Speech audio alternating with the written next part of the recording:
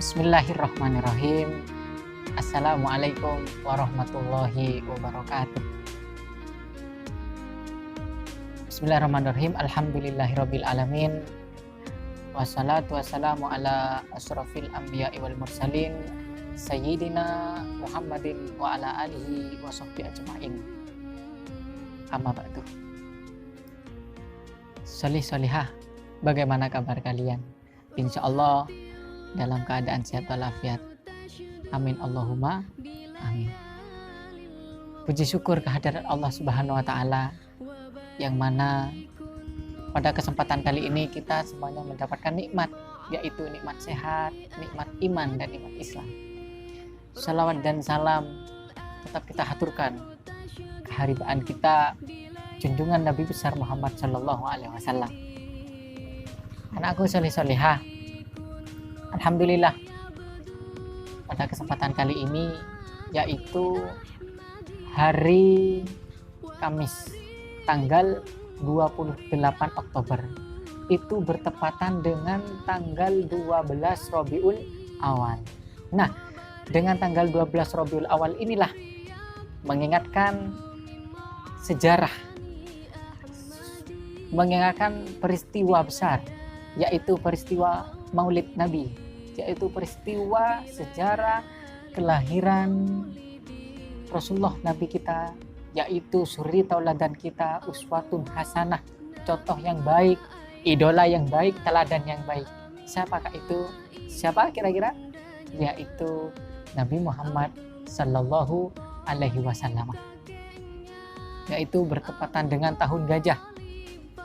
Bertepatan dengan tahun gajah di kota Mekah, yaitu pada saat ada penyerangan seorang raja besar, yaitu Abraha Habasyah, yang kala itu ingin menghancurkan Ka'bah. Namun dengan kuasa Allah Subhanahu wa taala, Allah Subhanahu wa taala mengirimkan burung ababil untuk menghancurkan Raja Abraha, yang mana pada akhirnya Raja Abraha tidak jadi karena dihancurkan melalui burung ababil itu. Itu adalah kuasa Allah Subhanahu wa taala. Nah, bertepatan pada itu juga tahun gajah, yaitu lahirlah, bertepatan dengan itu lahirlah seorang nabi, yaitu Nabi Muhammad sallallahu alaihi wasallam pada tanggal 12 Rabiul Awal. Lahirlah pada hari Senin. Nah, pada hari Senin, makanya kita juga disunahkan untuk berpuasa pada hari Senin. Karena apa? Untuk mengingat kelahiran Nabi Muhammad sallallahu alaihi wasallam.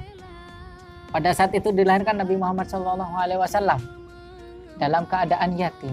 Kenapa kok dikatakan dalam keadaan yatim? Karena pada saat itu Nabi Muhammad sallallahu alaihi wasallam lahir, namun ayah beliau yang bernama Abdullah sudah wafat ketika beliau masih berada di dalam kandungan, sehingga Nabi Muhammad SAW lahir sudah tidak bersama ayah beliau.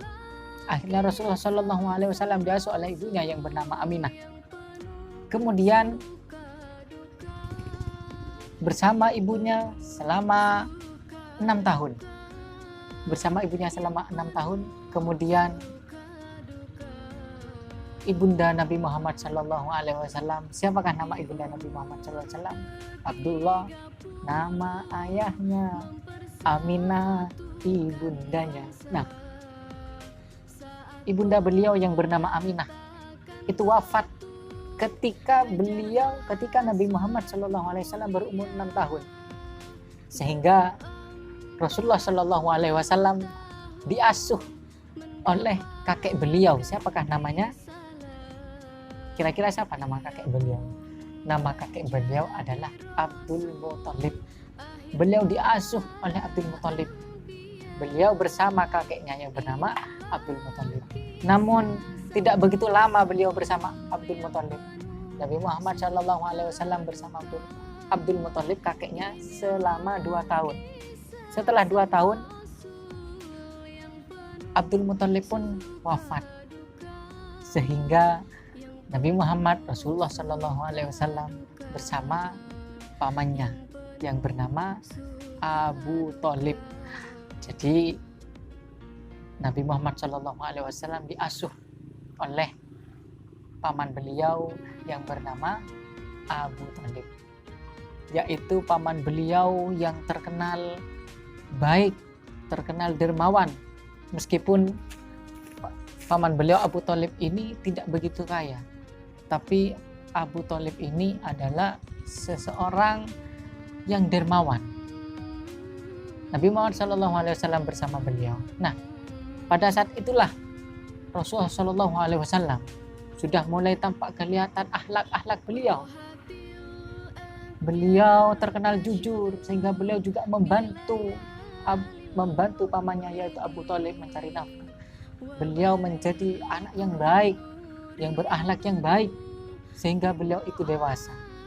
Beliau terkenal dengan julukan Al-Amin, dapat dipercaya.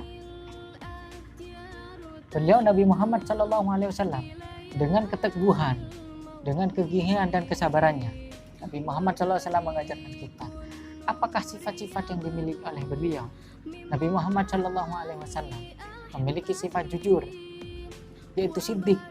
Kemudian memiliki sifat siddiq amanah. Beliau juga memiliki sifat amanah, dapat dipercaya. Rasulullah SAW memiliki sifat as-siddiq, jujur. Apakah jujur itu? Mengatakan sesuai adanya, jujur, amanah, tabligh.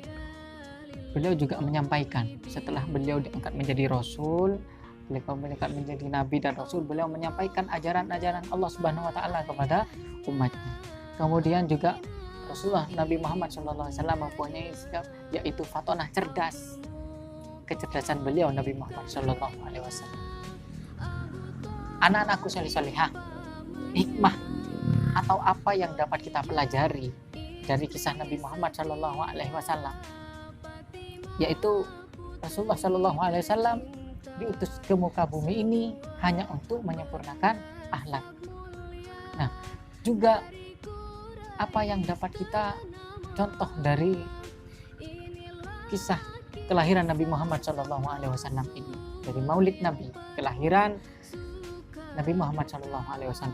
Yang pertama, Nabi Muhammad SAW mengalami cobaan dimulai dari usia yang sangat belia, mengalami cobaan hidup, memang butuh kesabaran, tapi Rasulullah SAW tidak pantang menyerah.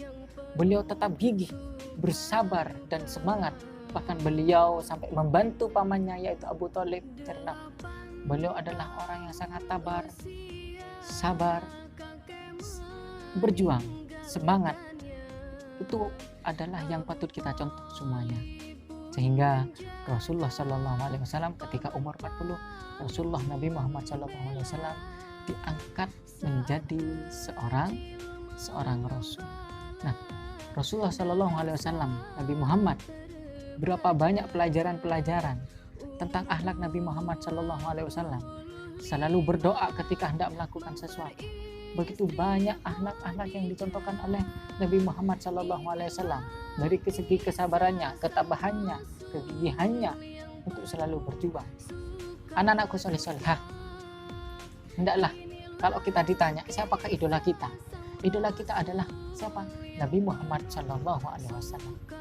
Untuk itu, marilah kita semuanya bersalawat kepada Nabi Muhammad SAW. Allahumma sholli ala sayyidina wa maulana Muhammad. Anak-anakku soleh-solehah, semoga kita menjadi umat yang terbaik, yaitu umat Nabi Muhammad SAW. Dan kelak suatu ketika kita harapan kita semuanya, kita ikram dan bersama kalian semuanya mendapatkan syafaat Nabi Muhammad SAW, baik di dunia maupun di akhirat.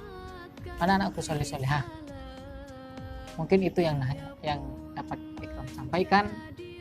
Kurang lebihnya, hadanallahu wa iyyakum ila ma fi ridha. Assalamualaikum warahmatullahi wabarakatuh.